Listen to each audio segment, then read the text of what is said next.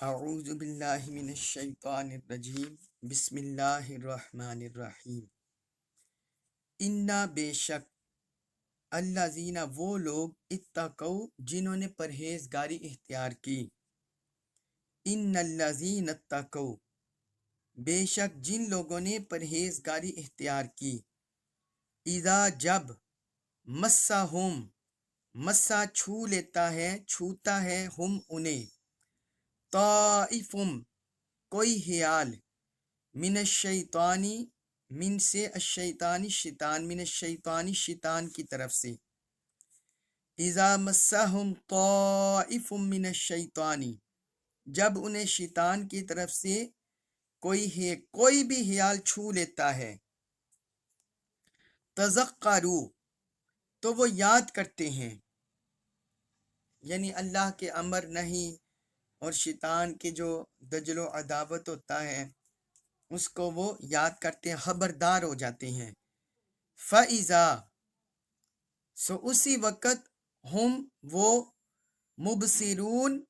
دیکھنے لگ جاتے ہیں، یعنی اسی وقت ان کی آنکھیں کھل جاتی ہیں، بصیرت نصیب ہو جاتی ہے۔ اب اس آیت مبارکہ میں اللہ رب العزت نے متقین لوگوں ان کی حفاظت کا ایک ذریعہ بیان کیا ہے، وہ ہے تقوی، کیونکہ شیطان ہر وقت انسان کے ساتھ لگا ہوا ہے اور وہ اس کو بھٹکانے کی کوشش کرتا ہے۔ تقوی ایک ایسا ہتھیار ہے اور اللہ کی طرف سے ایسی عنایت ہوتی ہے کہ تقوی کے باعث شیطان اپنی سازش میں، اپنی چال میں، اپنی مکاری میں ناکام ہو جاتا ہے۔ اللہ رب العزت نے یہاں اسی بات کو بیان فرمایا ہے، فرمایا ان الذین اتقوا بے شک جن لوگوں نے پرہیزگاری اختیار کی، متقین ہو گئے، اذا مسہم طائف من الشیطان جب بھی انہیں شیطان کی طرف سے کوئی خیال چھونے لگتا ہے، مس کرنے لگتا ہے۔ مسا کا مطلب یعنی چھونا، مس کرنا۔ طائفم طائفن کا معنی امام راغب اصفہانی نے اپنی کتاب مفردات القرآن اس میں بیان کیا، وہ کہتے ہیں انسان کو ورغلانے کے لیے جو انسان کے گرد شیطان گردش کرتا ہے اسے طائف کہتے ہیں۔ تو وہ جو ہے کسی چیز کا خیال یا اس کی صورت جو نیند اور بیداری میں دکھائی دے، یعنی شیطان کوئی ایسا خیال دکھا دیتا ہے یا ایسی صورت کسی کے سامنے لے آتا ہے جو اسے حالت بیداری میں آ جائے، وہ جاگ رہا ہو یا حالت نیند میں آ جائے، جب وہ سو رہا ہو، تو اسے بولتے ہیں طائف، اسے بولتے ہیں طائف۔ یہ شیطانی وسوسہ کے معنی میں بھی استعمال ہوتا ہے، وسوسہ ڈالنا، کسی کے ذہن میں وسوسہ ڈالنا، وسوسہ پیدا کر دینا، یا کسی کے اندر غضب کی، جنون کی، غصے کی کیفیت پیدا ہو جانا، اسے بھی طائف کہتے ہیں۔ امام ابن الاسیر نے النہایہ میں یہ معنی بھی بیان کیا اس کا۔ بہرحال اللہ رب العزت نے بیان فرمایا کہ جو لوگ بھی متقی ہیں، اذا مسہم طائف من الشیطان جب بھی انہیں شیطان کی طرف سے کوئی خیال پیدا ہوتا ہے، کوئی وسوسہ، کوئی برائی جب بھی پیدا ہونے لگتی ہے، تذکروا تو وہ یاد کرنے لگ جاتے ہیں، خبردار ہو جاتے ہیں۔ تذکروا کا مطلب کہ اس کے ذہن میں، ان کے ذہن میں نصیحت آ جاتی ہے رب کی طرف سے اور رب کو یاد کرنے لگ جاتے ہیں۔ فَإِذَا هُمْ مُبْصِرُونَ تو اسی وقت ان کی آنکھیں کھل جاتی ہیں، انہیں بصیرت عطا ہو جاتی ہے، انہیں پتہ چل جاتا ہے کہ یہ شیطانی وسوسہ ہے جو مجھ پر حملہ کرنا چاہتا ہے۔ اور शैतान मुझे वरगलाना चाहता है। हम में से बहुत से लोगों के सामने हम गुनाह करने से घबराएंगे, कतराएंगे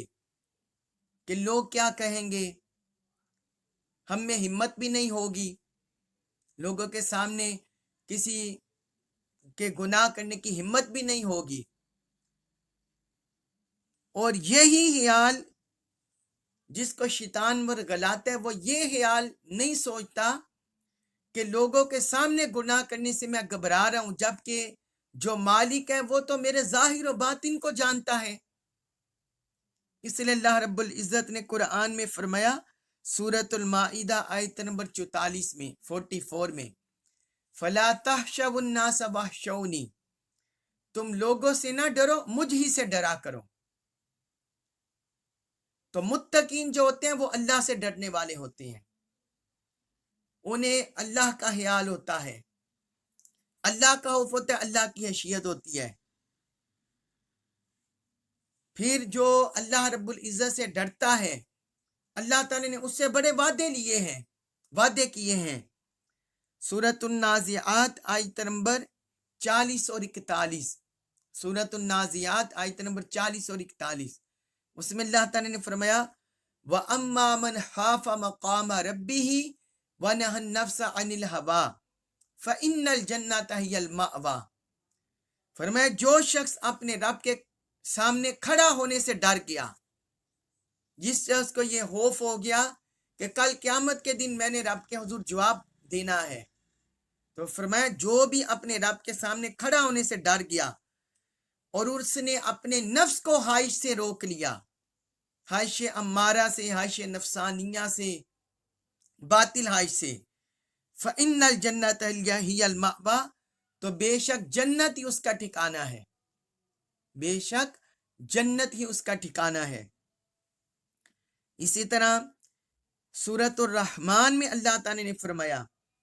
आयत नंबर 46 में, फरमाया वालिमन खाफा मकाम रब्बिही जन्नतान, जो शख्स अपने रब के सामने खड़ा होने से डर गया उसके लिए 2 जन्नतें हैं। तो मुत्तकी वो लोग होते हैं जो हर वक्त रब से डरते हैं, रब की हैसियत में रहते हैं, खौफ में रहते हैं, और उसके सामने जवाबदेह होने की वजह से वो किसी गुनाह के करीब नहीं जाते, अपने दामन को गुनाहों से पाक रखते हैं, मासी से पाक रखते हैं, बुराइयों से पाक रखते हैं। इस बारे में एक बड़ा ईमान फरोज वाकया मिलता है हजरत उमर फारूक रज़ियल्लाहु अन्हु के ज़माने का। याहया बिन अयूब हुज़ाई वो बयान करते हैं कि मैंने सुना कि सैयदना उमर फारूक रज़ियल्लाहु अन्हु के दौर में एक इबादत गुजार नौजवान था जिसने मस्जिद के साथ अपना ताल्लुक कायम किए हुए था। हजरत उमर उससे बहुत खुश थे। उस नौजवान का एक बुरा बाप भी था। वो नौजवान जब भी इशा की नमाज पढ़कर अपने बाप के पास आता, अपने घर आता, तो उसके रास्ते में एक औरत रहती थी, एक दुनियादार औरत या फितना परवर औरत। वो उस नौजवान पर फरेफ्ता हो गई। वो उसके रास्ते में खड़ी हो जाती और उसको अपनी तरफ माइल करने की कोशिश करती, लेकिन वो अपना दामन बचाकर निकल जाता। तो एक रात जब वो उसके पास से गुजरा तो वो उसको अपनी बातों में फिसला कर, बहका कर अपने साथ ले गई। वो उसके साथ चल दिया। जब वो उसके घर के दरवाजे के अंदर पहुंचा, वो भी दाखिल हो गई। तो उस नौजवान ने अल्लाह को याद करना शुरू कर दिया, क्योंकि वो मुत्तकी इबादत गुजार था। तो उसके ज़हन, उसकी जुबान पर ये आयत मुबारका जारी हो गई, ये जो अभी हम पढ़ रहे हैं, आयत नंबर 201 सूरतुल आराफ की, इन्नल्लज़ीना तक़ौ इज़ा मस्सहुम ताइफुम मिनश शैतानी तज़क्करू فَإِذَا هُمْ مُبْصِرُونَ کہ متقی وہ لوگ ہوتے ہیں جب بھی کوئی شیطان کا خیال انہیں چھوتا ہے تو وہ فوراً خبردار ہو جاتے ہیں، ان کی آنکھیں کھل جاتی ہیں۔ جب نوجوان کے ذہن میں یہ آیت مبارکہ آئی اور اس کے نظر کے سامنے اس کے دماغ میں گھومی، اس کے دماغ میں آئی، تو وہ نوجوان اللہ کی خشیت میں، خوف میں، جلالت میں، تقوی سے وہ گر کر بے ہوش ہو گیا، وہ بے ہوش ہو گیا۔ تو اس عورت نے اپنی باندی کو بلایا اور دونوں نے مل کر اس نوجوان کا اٹھایا اور اس کے گھر کے دروازے پر چھوڑ آئے۔ گھر والے جب باہر آئے انہوں نے دیکھا کہ یہ تو ہمارا بیٹا پڑا ہے، تو اسے اٹھا کر اندر لے گئے۔ کافی رات گزرنے کے بعد جب نوجوان کو ہوش میں آیا، اس کے باپ نے پوچھا بیٹا تمہیں کیا ہوا ہے؟ اس نے کہا خیر ہے۔ اس نے نظر انداز کرنے کی کوشش کی، لیکن جب باپ نے اصرار کیا تو اس نے سارا واقعہ سنا دیا۔ پوچھا ہے بیٹے تم نے کون سی آیت پڑھی تھی؟ تو وہ اس نوجوان نے یہ آیت مبارکہ پڑھ کر سنائی۔ تو پہلے بھی اس آیت مبارکہ کی تاثیر پر اس کا اثر ہوا تھا۔ جب اس نے دوبارہ یہ آیت مبارکہ پڑھی تو اس پر اللہ کا اتنا خوف طاری ہوا کہ وہ بے ہوش ہو کر گر گیا اور اسی حالت میں اس نے اپنی جان دے دی۔ اس کی روح کف سے انصری سے پرواز کر گئی، اللہ کی خشیت میں، اس کے خوف سے۔ انہوں نے اس کو غسل دیا اور لے جا کر دفن کر دیا۔ جب صبح ہوئی تو سیدنا عمر رضی اللہ عنہ کو اس خبر کی اطلاع ہوئی۔ وہ جانتے تھے اس نوجوان کو، تو اس کے والد کے پاس تعزیت کے لیے تشریف لے آئے، تعزیت کی اور فرمایا کہ تم نے مجھے خبر کیوں نہیں دی؟ تو اس کے والد نے کہا رات کا وقت تھا، آپ کو جگانا مناسب خیال نہیں کیا۔ حضرت عمر رضی اللہ عنہ نے فرمایا ہمیں اس کی قبر پر لے چلو، ہمیں اس کی قبر کی طرف لے چلو۔ پھر حضرت عمر رضی اللہ عنہ اور آپ کے ساتھ ساتھی، آپ کے صحاب ساتھی، وہ سارے اس کی قبر پر گئے۔ تو حضرت عمر رضی اللہ عنہ نے فرمایا اے نوجوان، جو شخص اپنے رب کے سامنے کھڑا ہونے سے ڈر گیا اس کے لیے 2 جنتیں ہیں۔ یہ رب نے قرآن میں فرمایا ہوا ہے، کیا تم نے اس کے لیے 2 جنتیں ہیں۔ تو اس نوجوان نے قبر کے اندر سے جواب دیا، وہ کہنے لگا اے عمر، مجھے میرے رب نے جنت میں 2 بار 2 جنتیں عطا فرمائی ہیں، مجھے میرے رب نے جنت میں 2 بار 2 جنتیں عطا فرمائی ہیں۔ یہ مسند مختصر تاریخ دمشق میں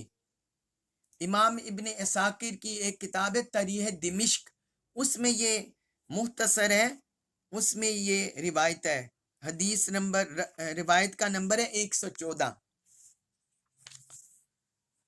تو وہ چونکہ نوجوان اللہ عز و جل کی خشیت سے، اس کے خوف سے اور اس کے سامنے کھڑا ہونے سے ڈر گیا، اور آگ میں کود جانا، کسی برائی میں داخل ہو جانا، یہ گویا آگ میں کود جانے کے برابر تھا۔ اس کے باوجود اس نے اپنے دامن کو بچا لیا صرف اللہ کی خشیت سے، تو رب نے اسے 2 جنتیں عطا فرما دی۔ تو یہ متقین ہوتے ہیں، یہ تقوی ہوتا ہے، اللہ کا خوف، خشیت جو انسان کے حفاظت کرتا ہے۔ جو بندہ بھی اعمال صالحہ پر، ایمان پر کاربند رہتا ہے، تقوی پر کاربند رہتا ہے، عبادت گزاری پر کاربند رہتا ہے، تو پھر اس کے روحانی اثرات اس کی زندگی پر عیاں ہوتے ہیں۔ بندے کا کام ہے ان کی محافظت کرنا، ان کی پابندی کرنا، اور پھر یہی اعمال انسان کی حفاظت کرتے ہیں، اور انہی اعمال کے باعث رب راضی ہو کر بندوں کو اپنی رضا بھی عطا فرماتا ہے، جنت کی نعمتیں، جنتیں یہ بھی عطا فرماتا ہے۔ اس کے بعد ہے سورۃ الاعراف آیت نمبر 202، اس میں فرمایا وَإِخْوَانُهُمْ، وَإِخْوَانُ اور بھائی ہم ان کے، وَإِخْوَانُهُمْ، اور ان کے بھائی یعنی ان شیطانوں کے بھائی، یمدونہم، یمدونا وہ کھینچتے ہیں، ہم انہیں، فی الغی گمراہی میں، اور جو ان شیطانوں کے بھائی ہیں وہ انہیں اپنی وسوسہ اندازی کے ذریعے گمراہی میں کھینچتے رہتے ہیں، ثم پھر، لا نہیں، یقصرون وہ کمی کرتے، کوتاہی کرتے، ثم لا یقصرون پھر وہ اس میں کوئی کوتاہی نہیں کرتے، یعنی اس فتنہ پروری میں، ہلاکت انگیزی میں وہ کوئی کوتاہی نہیں کرتے۔ اب اس آیت مبارکہ میں اللہ رب العزت نے شیطانوں کے مراد ہے، ان کے باعث سے مراد ہے جو انسانوں کے ساتھ لگے ہوئے شیطان، وہ مراد ہے شیطان، شیطانی قوتیں، شیطانی بلائیں، چاہے وہ جنات میں سے ہوں یا انسانوں میں سے ہوں۔ تو رب نے فرمایا کہ وہ انہیں ہر وقت گمراہ کرنے کی کوشش کرتے ہیں انسانوں کو، اور یہاں اللہ تعالیٰ نے ہم کہہ کر یہ اس سے مراد مشرکین اور کفار بھی ہیں کہ جو ان کے بھائی ہیں شیطان، کفر کی راہ پر چلنے والوں کے، طاغوت کی راہ پر چلنے والوں کے، ان کے بھائی، یمدونہم فی الغی وہ انہیں گمراہی میں کھینچتے رہتے ہیں، مطلب یہ ان سے جدا نہیں ہوتے، چاہے وہ جنات کی شکل میں یا انسانوں کی شکل میں، وہ ان پر ہر وقت وار کرتے رہتے ہیں کہ کسی صورت بھی یہ ہدایت کی طرف نہ پلٹے، نہ ان کے ظاہری اعضاء کی صورت میں، ظاہری حواس ہمسا سے، ان کے آنکھوں سے، ان کے کانوں سے، ان کی زبان سے، ان کے ہاتھوں سے، کسی صورت بھی، اور ان کے دل پر بھی کسی صورت حق کا اثر نہ ہو، ہدایت اثر انداز نہ ہو۔ اس لیے فرمایا جو ان کے بھائی ہیں کفار کے، اہل کفر کے، یہ جو بھائی ہیں یا اہل طاغوت کے یا ظلمت والوں کے، وہ انہیں کھینچتے رہتے ہیں فی الغی گمراہی میں ہر وقت انہیں کھینچتے رہتے ہیں،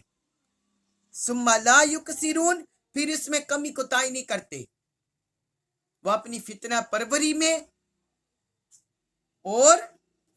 ہلاکت انگیزی میں کوئی کوتاہی نہیں کرتے۔ وہ شیطانوں کے، انہوں نے انسانوں کے لیے جال بچھایا ہوا ہے، بس اس میں بغیر کسی کمی کوتاہی کیے وہ ہر وقت ان کو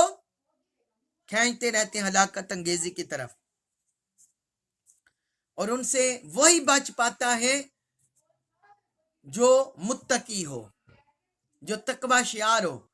جس نے اللہ اور اللہ کے رسول کے ساتھ تعلق لگایا ہو اور گناہوں سے اپنے دامن کو بچایا ہو، وہی ان کے حملوں سے بچ پاتا ہے۔ اس کے بعد ہے سورۃ الاعراف آیت نمبر 203، اس میں ارشاد فرمایا، وَإِذَا اور جب، لم نہیں، تأتی آپ لائے، ہم ان کے پاس، بِآیَةٍ کوئی نشانی، وَإِذَا لَمْ تَأْتِهِمْ بِآیَةٍ اور اے حبیب جب آپ ان کے پاس کوئی نشانی نہیں لاتے، قالوا تو وہ کہتے ہیں، انہوں نے کہا، لولا کیوں نہیں، لولا کیوں نہیں، اجتبیتہا اجتبیتا آپ نے منتخب کر لی، اپنی طرف سے وضع کر لی، ہاں اس نشانی کو، تو وہ کہتے ہیں لولا اجتبیتہا، اجتبیتا کا مطلب چننا، اجتبا کا مطلب چننا، اسی سے لفظ ہوتا ہے مجتبا، چنا ہوا،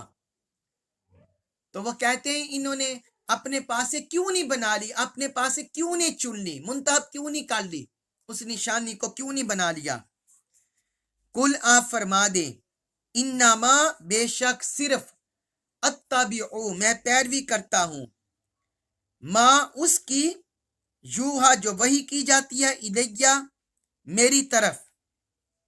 یہ الہ اور یا دو مل کر بنے الیہ طرف میرے، یعنی میری طرف، الیہ میری طرف، من سے ربی میرے رب کی طرف سے۔ قل آپ فرما دیں انما اتبع ما یوحى الیہ من ربی، کہ میں تو محض اس وحی کی پیروی کرتا ہوں جو میرے رب کی طرف سے وحی کی جاتی ہے، میں اسی حکم کی اتباع کرتا ہوں۔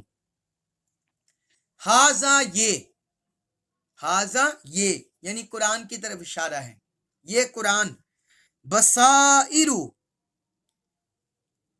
بصیرتیں ہیں، دلائل ہیں، دلائل قطعیہ کا مجموعہ ہے، من سے ربی رب کم تمہارے، من ربی کم تمہارے رب کی طرف سے، ہاذا بصائر من ربکم بے شک یہ قرآن جو ہے تمہارے رب کی طرف سے دلائل قطعیہ اور بصیرت افروز احکام کا مجموعہ ہے، وہدن اور ہدایت ہے، ورحمت اور رحمت ہے، لقوم ان لوگوں کے لیے یؤمنون جو ایمان لاتے ہیں، وہدن ورحمت لقوم یؤمنون اور ہدایت اور رحمت ہے ان لوگوں کے لیے جو ایمان لاتے ہیں۔ اب اس آیت مبارکہ میں اللہ رب العزت نے شیطانی طاقتوں اور ان کے پیروکاروں، کفر کے سرگنے، کفر کی راہ پر چلنے والے، ان کے ایک اعتراض کا ذکر کیا ہے۔ وہ حضور صلی اللہ علیہ وسلم پر ہدایت کی طرف نہ آتے، لیکن آپ صلی اللہ علیہ وسلم پر طرح طرح کے اعتراض کرتے، طرح طرح کے فتنے پیدا کرنے کی کوشش کرتے اور لوگوں کو گمراہ کرنے کی کوشش کرتے۔ تو یہاں اسی طرح کے ایک فتنے کا ان کا ذکر کیا ہے۔ فرمایا وَإِذَا لَمْ تَأْتِهِمْ بِآیَةٍ، جب آپ ان کے پاس کوئی نشانی لے کر نہیں آتے۔ ویسے تو حضور صلی اللہ علیہ وسلم کی حیات مبارکہ دیکھیں، آپ کی بعثت کے بعد جو 23 سالہ حیات مبارکہ ہے رسالت کی، جو رسالت کی عمر مبارک ہے، کہ آپ نے اس قدر حسی معجزات آپ سے اس قدر ظاہر ہوئے، حسی معجزات یعنی جو آنکھوں سے نظر آتے، جنہیں انسان محسوس کرتا، اعضاء سے جنہیں اعضاء محسوس کرتا، حواس ہمسہ جنہیں محسوس کرتے، باقی کسی نبی سے اس قدر معجزات ظاہر نہیں ہوئے، کسی نبی سے ایسے معجزات ظاہر نہیں ہوئے۔ کبھی آقا علیہ الصلوۃ والسلام کے دست اقدس سے چاند 2 ٹکڑے ہو جاتا، کبھی غروب ہوا سورج پلٹ آتا، کبھی کسی کی دکھتی آنکھ حضور کے لعاب مبارک سے شفا پا جاتی، کبھی کھارا پانی میٹھا ہو جاتا، کبھی آپ کی انگشت مبارک آپ کے دست مبارک سے اور آپ کی انگلیوں مبارک سے پانی کے چشمے جاری ہو جاتے، کبھی آپ صلی اللہ علیہ وسلم کے لعاب مبارک سے بیماروں کو شفا مل جاتی،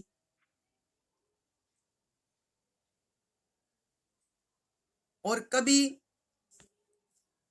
آپ کی دعا سے، آپ کے دم سے، برکت سے لوگوں کو مال کثیر نصیب ہو جاتا،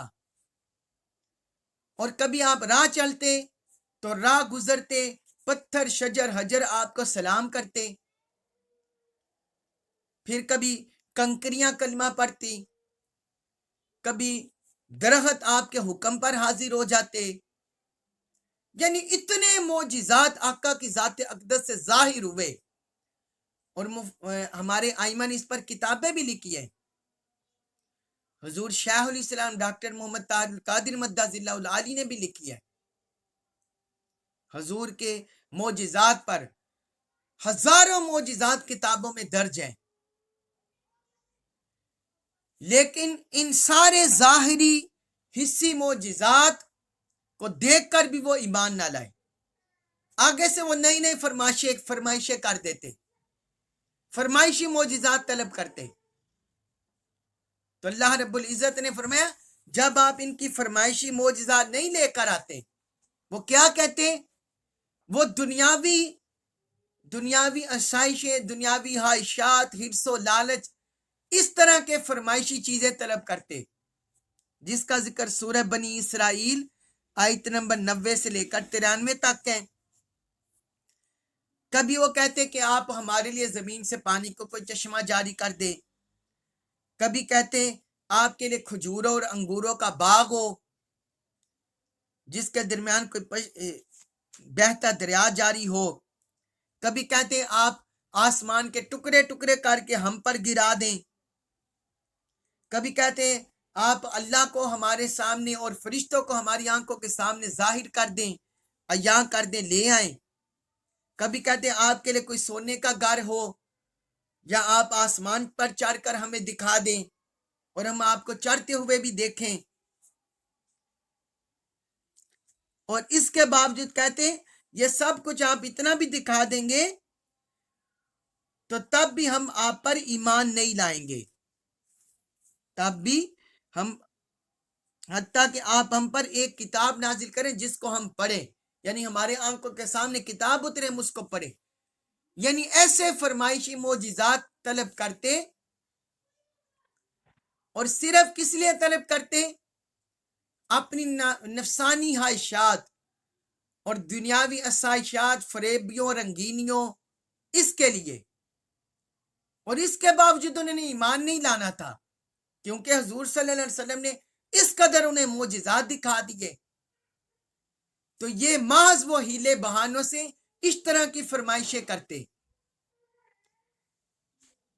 اس طرح کی فرمائشیں کرتے، اور پھر آگے سے یہ بھی کہتے، اس آیت میں جو ذکر ہوا ہے، قالوا لولا اجتبیتہ، کہتے آپ خود اسے بنا لیں، اگر اللہ کی طرف سے کوئی فرمائشی معجزہ جو ہم فرمائش کریں پوری نہیں ہو رہی تو آپ خود اپنی طرف سے کوئی گڑھ لیں، اپنی طرف سے کوئی بنا لیں۔ اللہ پاک کی طرف سے ان کی فرمائشیں اس لیے پوری نہیں ہوئی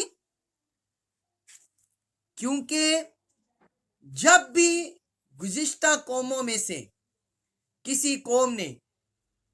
اللہ کے نبی سے اپنے فرمائشی معجزات طلب کیے اور اس کے باوجود وہ ایمان نہیں لائے تو وہ قوم تباہ و برباد کر دی گئی،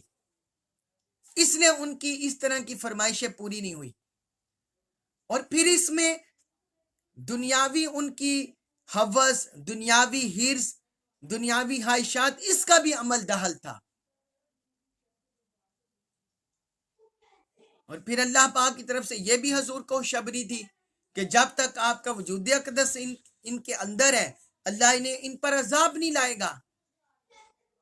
تو ان کی وجہ سے ان کے فرمائشی معجزات پورے نہ ہوئے۔ آگے اللہ تعالی نے فرمایا اے حبیب آپ فرما دیں، آیت نمبر 203 سورۃ الاعراف، قل انما اتبع ما یوحی الی من ربی، اب یہاں فرق بتا دیا، فرمایا میں تو صرف اسی حکم کی اتباع کرتا ہوں جو میرے رب کی طرف سے وہی ہوتا ہے، مطلب یہ ہے میرا کلام، میرا قول، میرا فعل، میرا ارادہ، میرا خیال، میرا عمل، یہ سارا اللہ کے احکام کے تابع ہے، اس میں میرے نفس کا اور میری خود ذاتی نیت کا عمل داخل نہیں ہے، فرمایا یہ اللہ کے امر سے ہے، اللہ کے فضل سے ہے، یعنی یہ کہہ کر آپ نے مخلوق کو، ان کافروں کو رب کے ساتھ جوڑنا چاہا کہ مجھے مان کر رب کو مانو، مجھے جان کر رب کو جانو،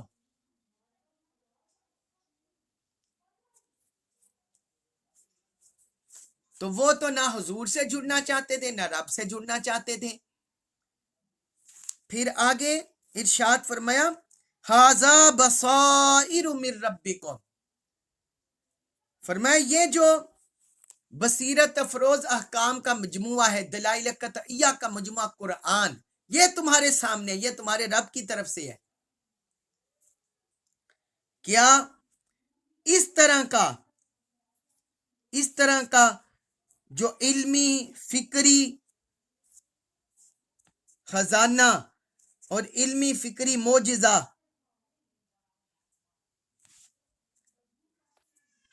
جو عقلی اعتبار سے بھی اور علمی اعتبار سے بھی قیامت تک اس جیسا معجزہ نہ پہلے اترا نہ بعد میں اترے گا، تو یہ تمہارے سامنے ہے، یہ اللہ رب العزت نے نازل فرمایا ہے، اور یہ میری نبوت اور رسالت کی حقانیت اور صداقت پر بین دلیل ہے۔ تو کیا تم اسے دیکھ کر، اسے پڑھ کر ایمان نہیں لا سکتے، اسے پڑھ کر ہدایت نہیں پا سکتے؟ تو اللہ رب العزت نے یہاں قرآن کا جو دائمی معجزہ ہے وہ ان کے سامنے دلیل کے طور پر پیش کر دیا۔ فرمایا یہ ہے بصیرت افروز جس میں بصائر ہیں، بصائر بصیرت کی جمع ہے، یعنی دلائل قطعیہ، جن دلائل کو کوئی رد نہیں کر سکتا، جن حقائق کو کوئی رد نہیں کر سکتا، جس بصیرت کے مجموعے کو کوئی رد نہیں کر سکتا۔ فرمایا یہ دائمی موجود تمہارے سامنے ہے، تم اس کے ہوتے ہوئے باقی جو دنیا کی گھٹیا جو چیزیں ہیں یا ادنا دنیا کی نعمتیں ہیں، تم اس کو چھوڑ کر اس کو طلب کرتے ہو، اس دائمی ابدی نعمت کو چھوڑ کر اور دائمی ابدی معجزہ کو چھوڑ کر دنیاوی چیزوں کی طرف تم جا رہے ہو۔ اگر ہدایت پانا چاہتے ہو تو یہ ہدایت کے لیے کافی ہے۔ پھر آگے اللہ رب العزت نے حقیقت واضح کر دی، فرمایا وَهُدًى وَرَحْمَةٌ لِقَوْمٍ يُؤْمِنُونَ، فرمایا یہ ہدایت ہے اور رحمت ہے ان لوگوں کے لیے جو ایمان رکھتے ہیں۔ باقی انسانیت کے لیے اس میں بصیرت افروز حقائق موجود ہیں اور ہدایت کا سامان موجود ہے، جو اس سے نصیحت حاصل کرنا چاہے، جو ہدایت حاصل کرنا چاہے کر سکتا ہے۔ مگر اللہ رب العزت نے فرمایا یہ قرآن جو ہدایت دیتا ہے اور رحمت ہے ان لوگوں کے لیے جو ایمان رکھتے ہیں، کیونکہ ایمان والے اس کی طرف سچی نیت سے، اخلاص سے قرآن کی طرف رجوع کرتے ہیں، لہٰذا انہیں ہدایت بھی ملتی ہے اور رحمت بھی ملتی ہے۔ اور جو ایمان سے محروم ہے وہ قرآن کے ساتھ سچا سچا تعلق نہیں جوڑتے، لہٰذا وہ ہدایت سے محروم رہتے ہیں، وہ ہدایت سے محروم رہتے ہیں۔ اللہ تبارک و تعالیٰ سے دعا ہے اللہ تبارک و تعالیٰ ہمیں قرآن مجید سے کما حق کو ہدایت نصیب فرمائے، رحمت نصیب فرمائے، اور ہمیں ہر طرح کے فتنوں سے، شر سے اپنی پناہ عطا فرمائے، قرآن مجید کا کامل فہم نصیب فرمائے اور ہمیں اس پر عمل پیرا ہونے کی توفیق عطا فرمائے۔ وما علیہ الا البلاغ المبین۔